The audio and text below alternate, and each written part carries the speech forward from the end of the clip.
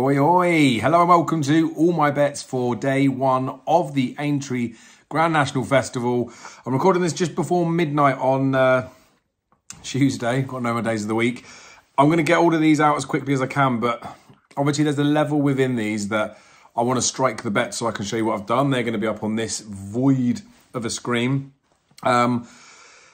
And yeah, impatience sometimes gets the better of me, so I strike bets. I've got an entry point, an exit point. I won't go into too much detail with that with the videos, but flying away this weekend for a friend's wedding in Spain. I'm going to have to get my bets a little bit earlier, so all encompassed. I'm getting these videos out essentially as quickly as I can, but I don't really want to sit here and just say I'm due to bet something if a price is what it is, but I may have to do that. Anyway, in this particular video, I'll go through quick skim of every single one of the races. I don't think it'll take me very long to do that. For those of you that know I talk quite fast, you can play the video in 0.75 speed if that does help out. But I'll share on my screen all of the bets that I've done. I can drop it in a comment if that's of interest. So let me know in the comments if that's what you want to do. Just do me a favour, make sure you like the video. Make sure you're subscribed to the channel because there's quite a few of you now that aren't that watch these. And yeah, comment as well what you fancy, what your best bets are for the day. So Aintree Festival this year looked like it was going to be an absolute whopper, given the fact that Nicky Henderson missed a few races at Cheltenham and the fact that there was the 4-week gap. Still looks like it's going to be a good few days. I just think the shape up of a few of the races. I think a few people were left disappointed at final declaration stage for the Thursday stuff, but a lot of these were doubly entered, so the field sizes were going to cut up. Anyway, we'll just move on, right? And I will talk about the bets as I'm doing them. I'll skim through each of the races, as I say. So, 145, the Manifesto Novices Chase. Did the preview with Jamie. You can go and watch that for full thoughts in there. But the long and the short of it is, I do think that Grey Dawning would be the most likely winner of this race. I don't want to touch him at the price that he is. Of course, value is in the eye of the beholder. I think the even money about him is sure. I think potentially he should drift. I think he's the winner of the race, but I won't be having a bet on him in there, to be honest with you. So, that's that race done. Second race, the 4-year-old juvenile. No, again, if you watched the preview from last night, you'll know, but I fancy Sergino, right? I would have bet him in the Triumph, even with the Henderson type of form. It would have been a bigger price. He was in lots of multiples anyway, so there was money riding into him, but obviously that didn't happen, so it is what it is. So for this one, I have had £250 on Sergino. Now, I was kind of hoping I could get a little bit of odds against on him. I didn't want to take the short-term anti-post just because, you know, we've had non-runners on those types of bets. So I was happy to wait a little bit for the price. I've bet him at 1.92-ish on the exchange. I get £226 profit for my 250, so slightly odds on. And I haven't just done that because I wanted to get the video out and have the proof of the ticket on there.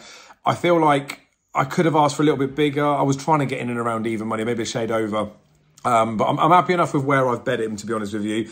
If for any reason he does drift a bit, because I think a few people will be out to get him with the Henderson type of thing, I might go in a little bit more, to be honest with you. But obviously, for the purposes of the video, I've had 250 on Sergino. I was hoping for about even money, got 1.92-ish. He's about 10 to 11 with Ladbroke Coral still. He's short with other people. I think he should be about 4 to 6 poke personally, but I do understand why he would be a little bit bigger. So that's what I've done. You got to think about this logically, right? That Khalif de Burle, I think, probably is going to be a classic Nichols future Gold Cup type horse. I don't think Nürburgring's good enough. Interletto's semi-interesting, but no. And Cargeese, if you really, really, really think about it, isn't even Willie Mullins' best juvenile. So to think how good Sergino looked beforehand. Yes, I know we've got the small question mark about him, but he was just taken out because Henderson was worried about runners. It's not as if he had a dirty scope or anything like that, like some of the other horses. And Sergino is the best horse. So like I say, Cargeese, however you want to say it, I do respect her. We saw the Dublin Racing Festival, that spring juvenile form reversed with Madsborough going and beating her. I think I'd be more worried about Madsborough in this against Sergino than Cargeese. So I'm fairly confident that Sergino should win this race. We'll have to see how it goes, right? And just because I've staked as much as I've staked, that's not to say that you guys need to go over the top. But I want to be honest with you guys. You know that anyway.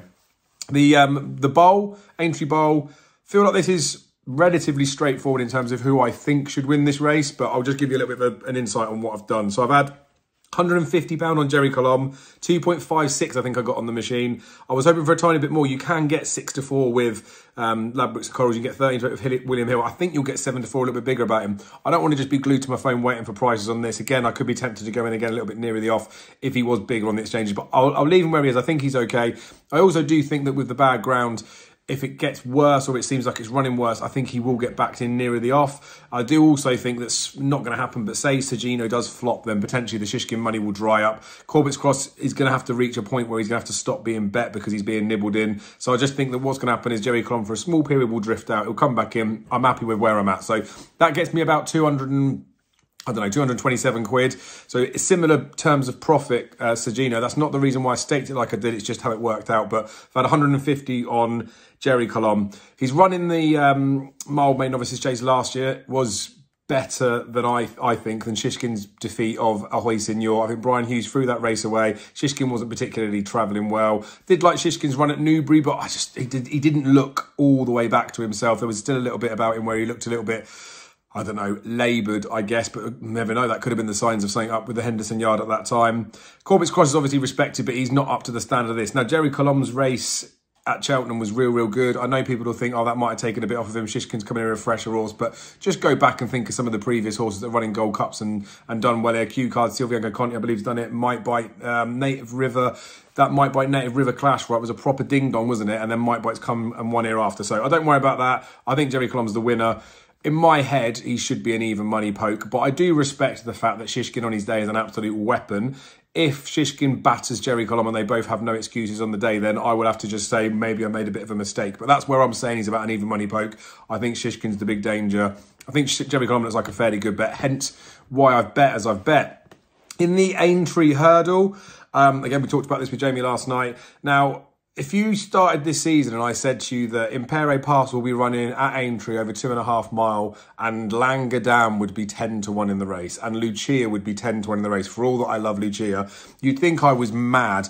Bob Ollinger is the favourite, 11 to 8 at the time I'm recording. Impere Pass 15 to 8. I've had £100 on Impere Pass. 9 to 4 we'll say for the sake of it. Little bits on the exchange so I get 3.4. The rest is with the sportsbook on Betfair. Again, I win £225 profit over that. Again, it wasn't by design, but that is what it is. That's 500 quid's worth of bets in there. I fancy Impere Pass to an extent, right? And I think price-wise, I'm happy with where he's at. I'll go back to that Hatton's Grace run at the beginning of the season. I know everyone hates Tiapu for some reason, right? And that was very apparent in the fact that not so many people really fancied him, even on the day for a Stairs hurdle when it was his race to lose. I think people just thought Impere Pass's bubble was fully burst at that point, but I actually thought he ran really well. I talked about it at the time that I spoke to people in the fact that the results were really slow, the conditions were ideal for Tiapu. It was about a furlong further than when he beat Honeysuckle the year before. I thought Impere Pass ran as good as I'd ever seen him. I respect Tiapu, I think he's a good horse. And if you think that Willie Mullins' horses needed the run at the time, and Jack Kennedy sort of got first run on Impere Pass, I think Impere Pass could have beaten Tiapu at the start of the season, and that was ideal conditions, track, trip, layoff, everything for Tiapu. So that's a really good run for me.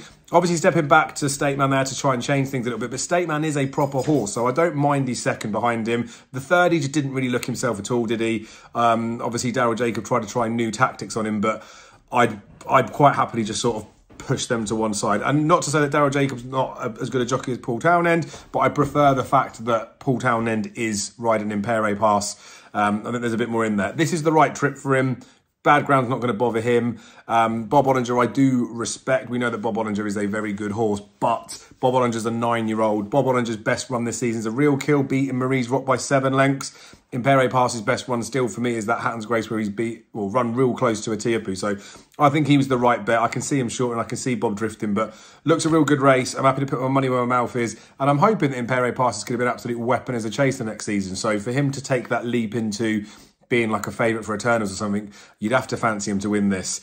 In the Fox Hunters Chase, there's a couple that are on my shortlist, Espada Guy and Captain Tommy. I have bet Captain Tommy. I've had a tenner each way. I'll stick that up on there. Corals, 5 places. I thought the price was way too big.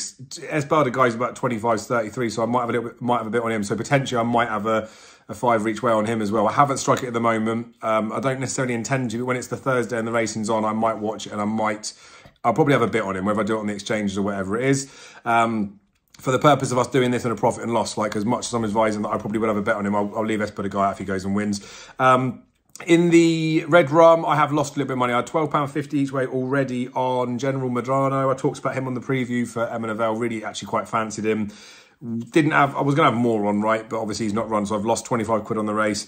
Left it as that. I've got no interest to look at it now. I had a horse that I fancied for. It's not running, so not doing anything in there. Then there is one in the bumper, right? I did have another horse that I liked. I really was hoping that Mozzie's sister was going to run, but I was speaking to Daryl Carter earlier from Betfair, and Mungie Bello is a horse. JJ Slevin will be taking the ride. Sandy Crawford. I think this horse, way we've looked at some of the form, you can really forgive that Dublin Racing Festival performance. 9-2 in that race, which is a much deeper race than this, and you can just put a line through it as far as I'm concerned. The hanging in it, which wasn't a good day. And then you look at him now, 14's top price for this particular race, or she is. 12 to 1 I've bet her out on Bet365, 4 places a fifth of the odds, just 12.50 each way. Thought it was worth a little go. So obviously you can see there's a few smaller bets that I'll do in all my bets videos throughout the season that are maybe a bit more interesty type bets, betting for this, almost not the sake of it, but I'm betting because I think there's enough substance to do it, but there's no real confidence. The bigger bets on, like Mustagino and Jerry Colomb, and even Impere Pass to an extent, are the ones obviously I'm a bit more bullish on. Good racing on the Thursday. We'll see how we kick on. Friday, Saturday, there'll be a few more, so I'll share those videos. As I say, make sure you do like the video. Drop your comments below with what you fancy. Make sure you're subscribed to the channel because it costs you nothing, but it does me a favour. And yeah, see you very soon.